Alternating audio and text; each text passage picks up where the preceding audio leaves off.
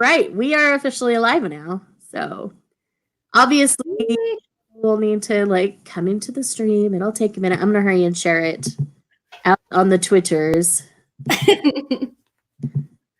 You feel free to share too. Yep, that's what I was gonna do right now. Maybe. So yes, if anybody pops in, hello. There we go. Shared. Likewise. Oh. There we go. Okay, I think some people are popping in now. So if you're here, say hello. But this is our Tell Again Book Club live show, the first one of 2020. Woo! With StreamYard today. We'll see how this goes. But I am just genuinely excited to be back on stream talking with April about any books, let alone a sequel to a book that we both really loved last year. And that is A Heart So Fierce and Broken by Bridget Kemmerer. This is book 2 in the Cursebreaker series.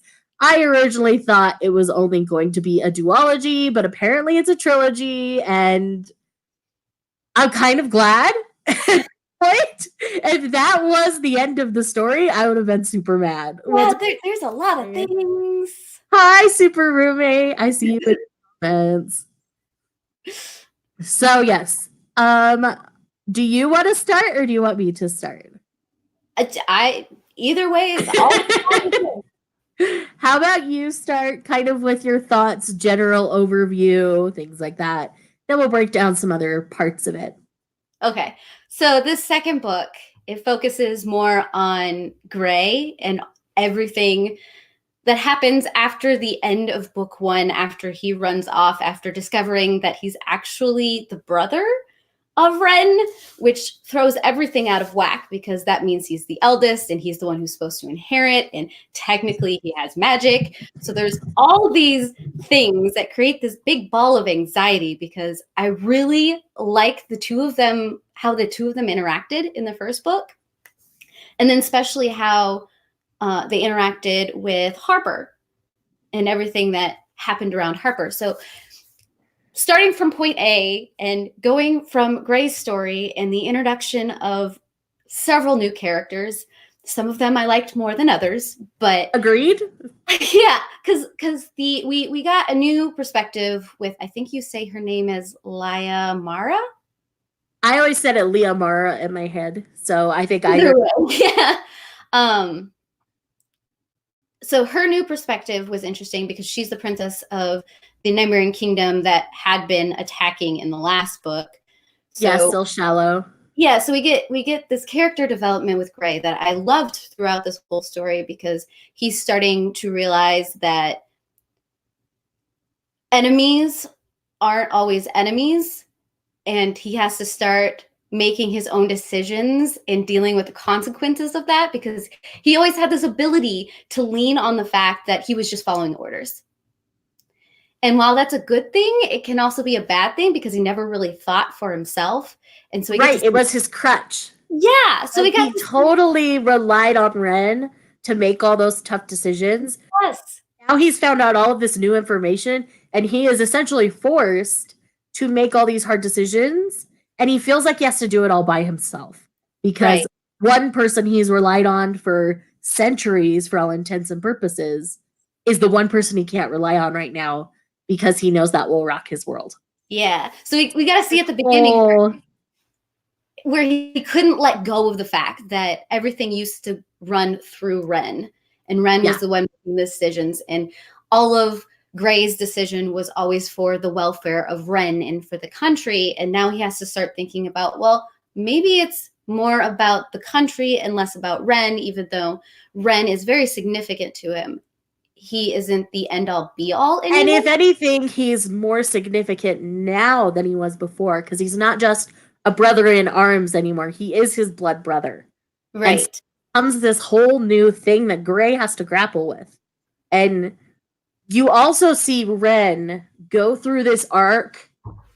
Like, we see it from Gray's perspective, but you see Ren go through this arc of almost experiencing PTSD after all of those years of having to redo the season over and over and over again. And he feels threatened by this potential heir and the fact that magic. And you see him freak out because he's afraid of being put back in the exact same situation he was in before. And he's losing Harper. He's already lost Gray, and so he's freaking out because he's lost Gray. And so you see him like literally snap. You see him lose it to a point that I didn't expect Kemmerer to go there, but I was kind of glad she did at the same time, because we had to see how far Ren was willing to go. That's the one thing Gray never knew. He always thought, Ren cares about me. Ren won't cross that line with me. I won't cross that line with Ren. We'll be okay. But Ren crosses that line. Mm-hmm. Way that is hard for Gray to forgive. I'm trying to be so like vague in case somebody comes across this that hasn't read it. Yeah. We'll get into some spoilers here in a minute. But here in this first part, I'm trying to like stay away from the super spoilers. But on the same thing with Leah Mars, she's seen nothing but cruelty and that line crossed constantly from her mother and from the sister who's been chosen to be on the throne, even though she is the elder. So I loved that dynamic, that it was almost reversed in that situation. Because I think had Ren's family known about Gray, I mean, maybe his dad did, but nobody. Yeah, his dad knew. Because if anybody else had known, I think Gray would have been welcomed into the family wholeheartedly, and it wouldn't have ever been questioned. Like, I'm not 100% sure. Then again, we're dealing with royalty, and who knows? Yeah, because the whole thing about Gray is the fact that he has magic, and that's something they've been trying to wipe out of the country.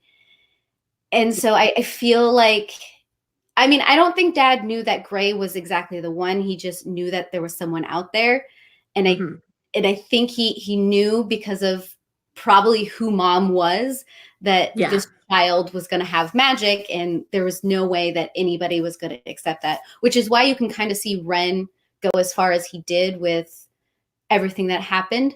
But as far as it went, part of me still kind of feels like, yeah, he had PTSD, but I don't, the extreme that he went feels a little out of character for me. I would agree with that. Like, I was thinking, what is he doing? Yeah, because I mean, I expect. And the other part of me is like, the Harper I knew from book 1 never would have let Ren go that far. Mm-hmm. Ever. Because that girl is not afraid to stand up for herself, but I feel like she kind of takes her doormat status. Yeah, that was another thing I really struggled with this book, is how Harper. Because that's part of what I loved about book 1, is that Harper was who she was. She was not afraid to get in Ren's face and tell him where the bear craps in the woods. Let's be real. Right. She did. I felt like she just took such a back seat to him. And I'm like, that just. She alludes like, you didn't see his reaction after what happened in the courtyard and all this kind of stuff. Like, she started to justify it. And that's such like the person who has abused behavior that I'm worried about my Harper. Like, I'm seriously worried about her right now. Being somebody who was in that situation in life, like, I'm worried because I see the tells that she feels stuck and like she has to stay because he needs her. That's what people who are abused say about their abusers. Right. And I said it for years, which is why I can speak on this. And I'm not sure if that was necessarily what she intended, but that's definitely what came across to me. And I was surprised. Mm-hmm. There was an open-endedness in the relationship at the end of book 1 that left things a little more ambiguous. And then as soon as we jumped into this book, she became so all in for Ren that she hadn't been before. Right. It was a little confusing and extremely concerning because she spent most of her time in her room waiting for Ren. Right. Because Ren was off trying to figure out who this heir was and blah, blah, blah. Yeah. And I just felt disconnected. And mhm. because we didn't have their perspectives, I think we get one chapter from Ren's perspective and one chapter from Harper's in the whole book. Right. Everything else is Gray and Liamara, which I'm okay with. I needed to see their story, and obviously they're not in close proximity with Ren and Harper, so that makes sense. But I wish that there would have been like an interlude, like when Gray was back at the kingdom, where we got, you know, a scene or two with Harper and Ren, Harper trying to convince Ren that Gray isn't bad, things like that. I wish we would have seen that. I need to see that so that I could really understand fully what's going on. Yeah. And she's purposely leaving us in the dark for certain things in book 3. Let's be real. Yeah. Some authors do that. This might be what she's doing. And that's okay. It's a choice. I don't necessarily agree with said choice, but it's a choice. Yeah, because I mean, given that last chapter and where things happen, there had to have been a lot going on in the castle for that final scene. And maybe to happen. And maybe that played into why Ren was so far off the deep end. And right, why exactly. was so isolated and muted in ways that I didn't really appreciate. So maybe book 3 will give us answers and that will redeem some aspects of this book. But while I liked, okay, so this book, the romance in this book, by far was my favorite in the series so far. Oh, Ren and Liamara, like, they are so, like, destined to be. Yeah. Loved her growth throughout the novel because she was always that quiet strength. But she, in a kingdom in which that was never acknowledged. You had to be ruthless or you were ignored just because of who her mother was. And she had a sister who played to mother's rules. And the whole dynamic with that sister is a whole other discussion. But you see her strength throughout this novel. It's seriously, each step you get a little bit more of her strength. You see her like bolster up Gray on numerous occasions. Anytime you see him do that for her, they are true partners. Exactly. Team partners before they became romantic. And I was seeing that slow develop. My heart was soaring. I was living it all.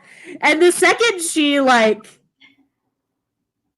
snuck through whatever to go visit him, I was like, who is this girl? I love her.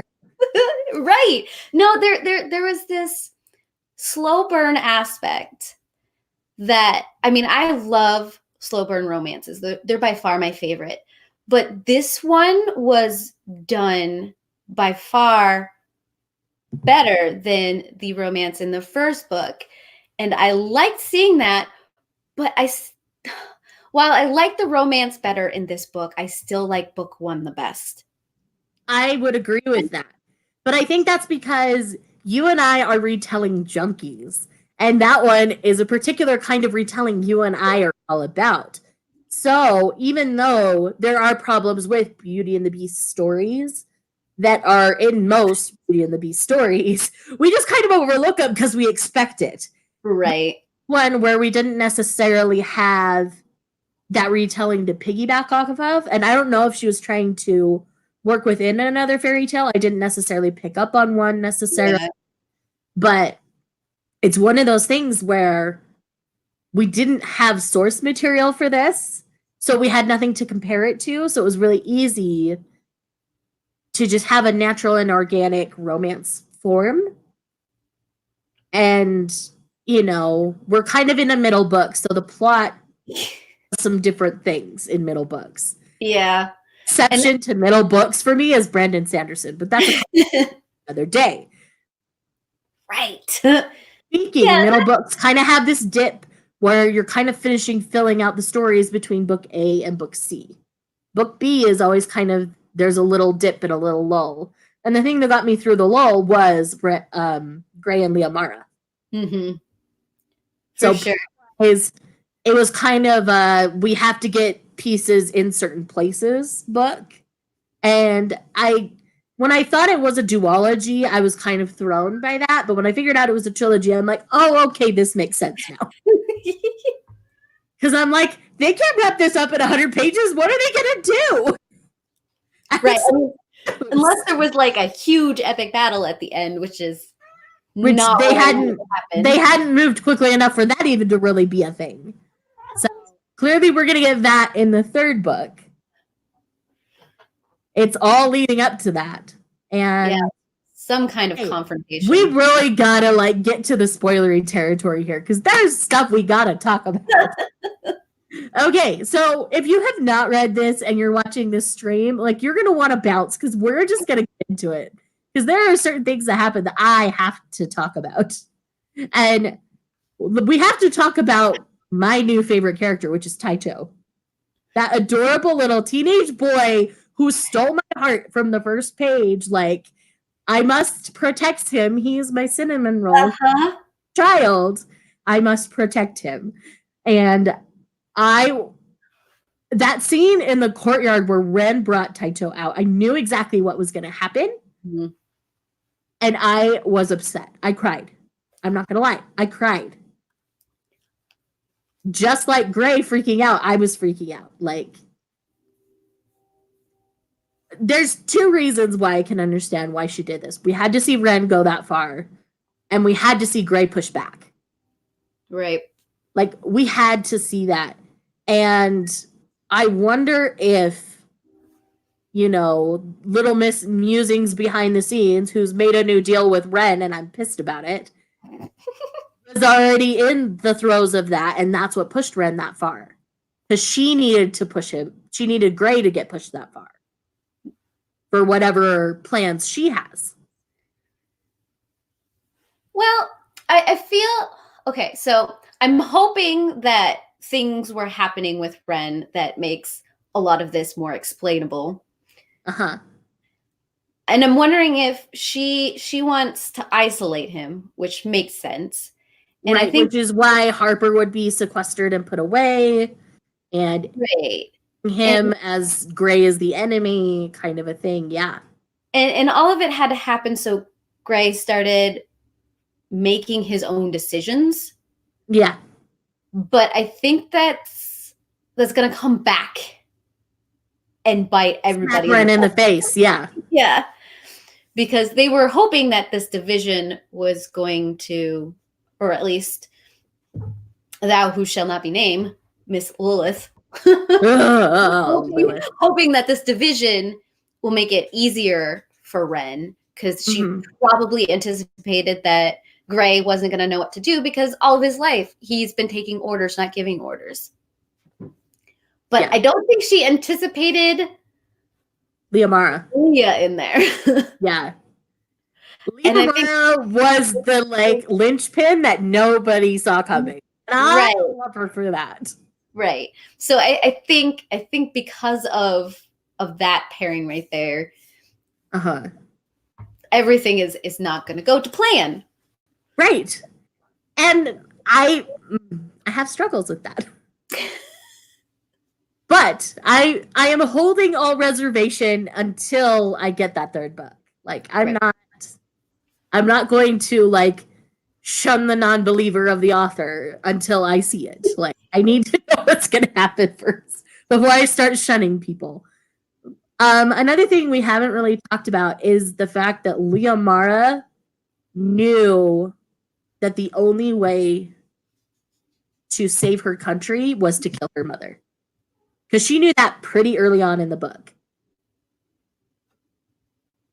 And the fact that she always thought it could be someone else other than her says a lot for who she was in the beginning of the book. Because by the end of the book, she takes matters into her own hands and takes care of it. And I love that she did. Because her country needed her. Not Gray, necessarily. And not even Ren. They needed her. They needed her kind, compassionate soul to rule. because her country was like bleeding from all orifices from the tyranny of her mother. Mm-hmm. Yeah, and Sure, that's there are something people in her country who are still afraid of her because of who her mother was. But that because we know who Liamara is, we know that she will be fine. Yeah, So- and it's something that the guards who knew her best kind of hinted at. Her sister, I don't think her sister was such a pleaser of her mother that I don't think she realized what was going on. And the fact that her younger sister became heir because her mother was seeing what was happening and how her eldest her mother child, felt threatened by her, so she pushed her away. Exactly. Pushed her outside of the royal communion or whatever you want to call it, the court. Right. And the fact that Leah didn't see it for the longest time, she saw it for the fact that because she couldn't be cruel enough and she couldn't be strong enough. Because that's what she was told. Yeah, instead of the fact that she was too strong. And I liked in a different way that threatened her mother's rule. Yeah, I like seeing that byplay. Yeah. And the thing is, she kills her mother to protect other people, not to take the throne. Right. And that said so much for her character. Like, I was hoping at this point that they would just, Ren and his country would stay over there and they would work out a trade agreement or whatever, and everything would be fine. That's what I wanted to happen. I didn't want this big epic battle where Ren is going crazy and all this kind of things that we're going to be getting in the third book. But I'm interested to see what she's going to do with it. Obviously, we'll do it and tell it again, even though we're not in fairy tale territory anymore, but we're all in on this series, so we're just going to keep doing it here. But it's one of those things where she can go a lot of different ways with how the rest of this book can play out. Mm-hmm. Interested to see what she does. Yeah, especially since yeah, go ahead. She added a third little storyline in there. With, why can't I think of his name right now? The is he a Screever? Oh yeah, the little like dragon Screever guy. Yeah, I can't remember what I love him. Yeah, I can't remember what his race is or what his name is. I think they call him Screevers. Okay. But I think they kind of we would see them as kind of like dragons. Yeah, well, he's too humanoid to be dragon though. Right. Well, depending on which dragon lore you're playing in. This is true. So, I mean, he's humanoid with wings and claws and sharp teeth. Yeah. Whatever that means. So, we've got that third storyline that possibly could play into how that epic battle at the end of the series plays out. Because he's looking for his son, which might play into a lot of different things. Right. His son. I have this theory, so I'm just going to share it. Okay. Be Ren. I never really thought of that. But how did... That's why Lilith feels so threatened by Ren, and she's, weaseled him into another contract. But how did My Dad... gut is telling me. How did Dad think that Ren was his? That we don't know. We also I don't know how far apart in age Gray and Ren really are. I don't think they're that far apart. So Gray could be his child, but Ren is this Screever child. I mean, we've seen him transform into how many other things? And he was kind of dragon-like at the end. Yeah. So we don't know if that's actually his son. He's like, it's been years. So years in his time frame could be different than humanoid years in this world. Plus, Ren was trapped for who knows how long. Let's be real. It's my canon potential. That's So sometimes it would just, because that would also explain Ren's extremes a little bit more, because he'd be more animalistic in nature. What if Ren isn't necessarily the sun, but a byproduct of the sun's relationship with a human? That's very possible as well. So maybe it runs through his mother's line. Potentially. The possibilities are endless. I like it. I know. I'm kind of all in on this theory where somehow he is tied to those screamers. And that is why Lilith wants to manipulate him. And keep her claws kind of in him to keep him in check and in control. Because she's singularly obsessed with Ren. Gray was there, and so she was like, okay, it hurts Ren when I play with Gray, so I'm going to play with Gray too. But it was always Ren. So she has to know more. Otherwise, she wouldn't be back for more either. True. I never even thought about that. So this is just my little theory. I don't think it's real. And she doesn't have to do anything with this theory. And I don't expect her to. But in my head canon, like, that's the tie right now. So like right now it's canon. Right now it's my head canon.